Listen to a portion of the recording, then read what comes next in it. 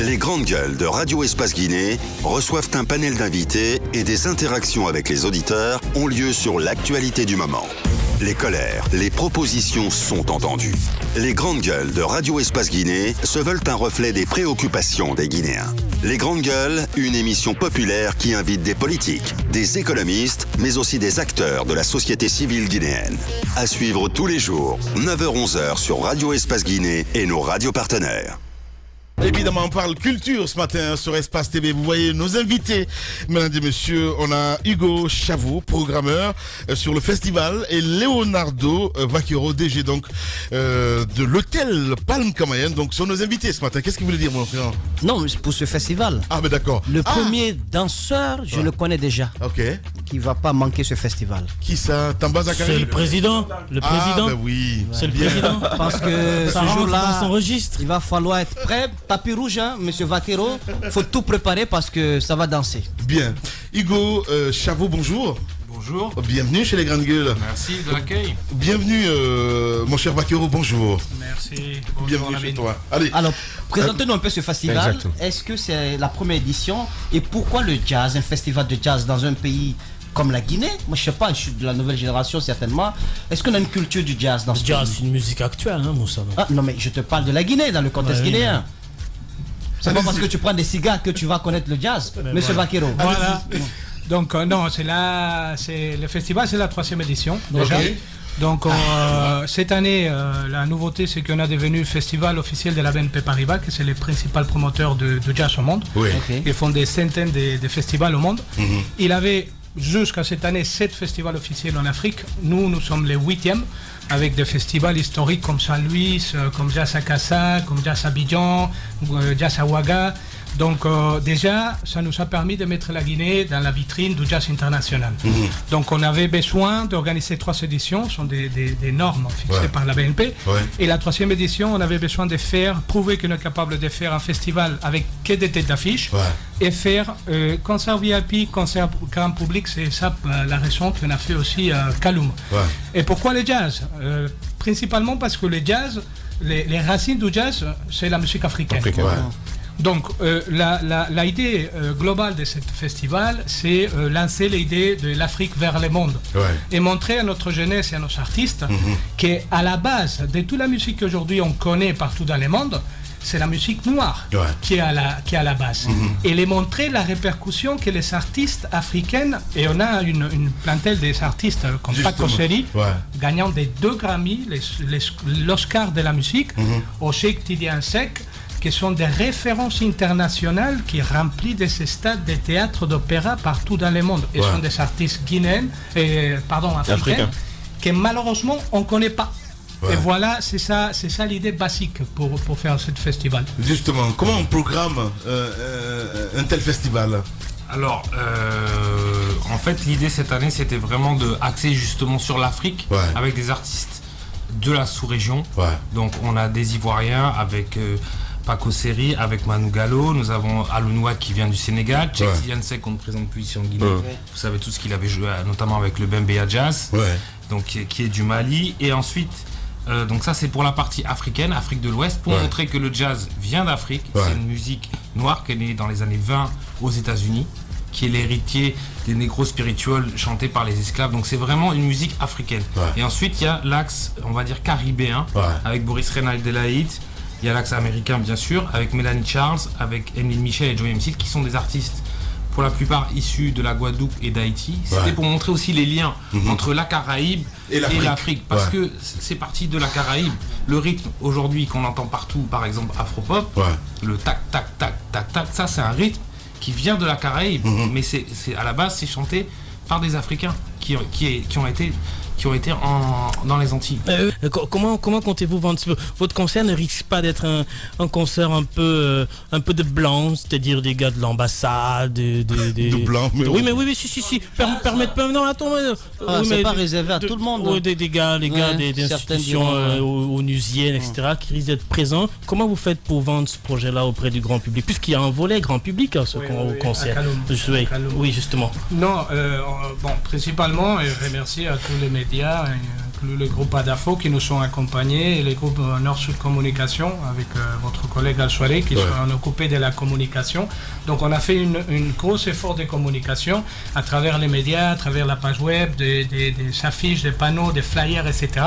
avec des associations culturelles et avec qui on a travaillé aussi, l'Agence guinéenne des spectacles et plusieurs écoles des arts en Guinée, des associations de développement culturel pour expliquer aux gens et aux jeunes l'importance de cet événement et pourquoi il doit aller. Et en plus, on a fixé un prix symbolique à Kaloum des 10 000 francs guinéens pour soirée avec 2 concerts. L'accès à 2 concerts sont 10 000 francs guinéens.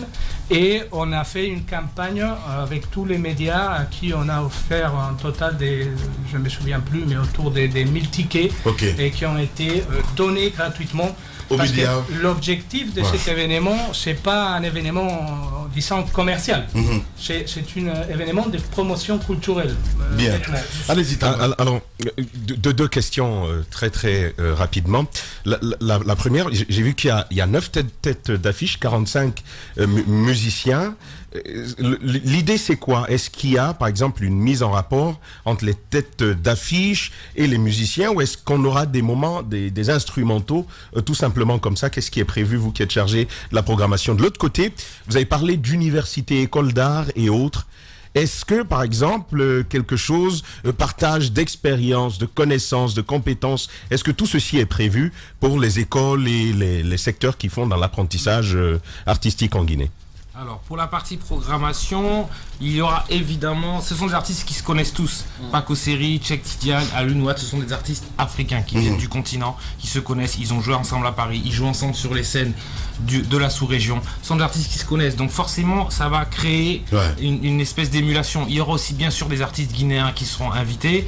Cheikh Tidiane, c'est que je vous le révèle, mais il a déjà prévu de faire venir Kabi Kouyaté, qui habite à Toronto maintenant, qui est le fils de Sorikandia et le frère de Sekouba. Il sera là aussi pour chanter. Donc il a prévu vraiment l'influence mandingue. Vous parlez de la musique de Blanc tout à l'heure, mais pardon, il n'y a pas un seul blanc sur l'affiche. Mais c'est Ruby. Oui, mais il a raison quand même. Il a raison quand même. Je ne parle pas. Les consommateurs de jazz sont plus de la haute société. Les consommateurs, je ne parle pas des musiciens en soi. Je parle des consommateurs dans un milieu c'est souvent la haute société dans un milieu où ni dans les médias, ni dans les voitures, ni chez le kiosque, vous n'entendez jamais ce genre de musique jouer ici. Oui, mais là c'est pas le jazz de Blanc comme vous l'entendez avec des gars au piano qui nous endorment. Ça n'a rien à voir. Là ça groove. Attention, on a des percussionnistes, on a des bassistes. Manu Gallo, c'est de la funk, c'est du jazz, c'est des fusions. Ça envoie terrible. C'est pas du jazz du jazz à papa. Attention, et c'est ça aussi qu'on a voulu dire avec cette programmation là. Venez parce que c'est la musique africaine. Vous savez, Nina Simone disait le jazz, si vous voulez, c'est comme la musique classique pour les blancs. Le jazz, c'est la musique classique pour les noirs. C'est-à-dire, c'est le hot, mais c'est de la rythmique d'abord et avant tout. Je vous garantis que ça va danser. Bien, le rendez-vous donc est pris du 20 au 23 mars 2019 ici à Conakry, Palm Hôtel Camayen. Du côté de Blue Zone, c'est du 21 au 24 mars. C'est bien cela, Leonardo? Exactement. Quelque chose à rajouter? Oui, sur la deuxième question, exactement. Je n'ai pas oublié.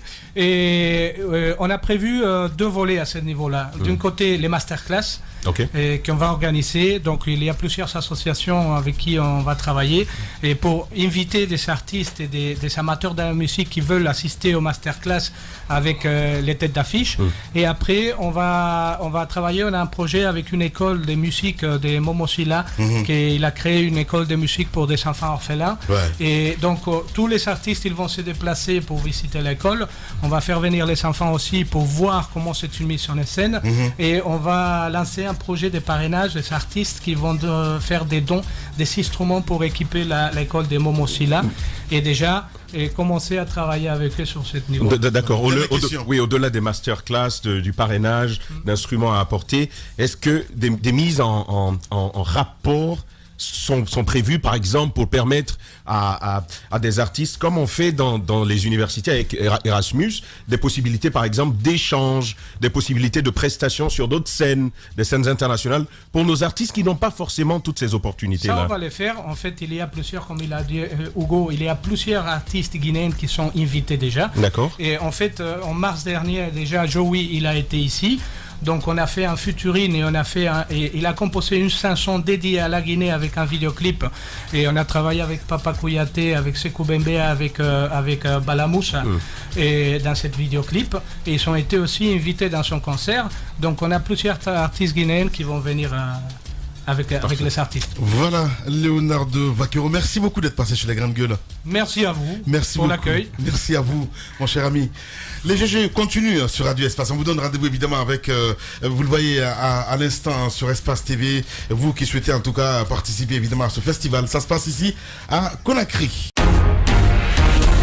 Véritable success story de la radio Espace Guinée, Les Grandes Gueules, détentrices des meilleurs scores radio en Guinée, de la meilleure émission talk show, a donné le créneau horaire du départ au bureau et du retour à la maison, récoltant depuis des années consécutives le titre d'émission la plus écoutée en Guinée, toutes catégories confondues. Un grand total de plus de 5 millions d'auditeurs ont été fidèles au talk show Les GG, diffusé jour après jour sur toutes les stations du réseau Adafo Média de 9h à 10h30, un exploit qui restera longtemps dans les annales de la bande FM en Guinée.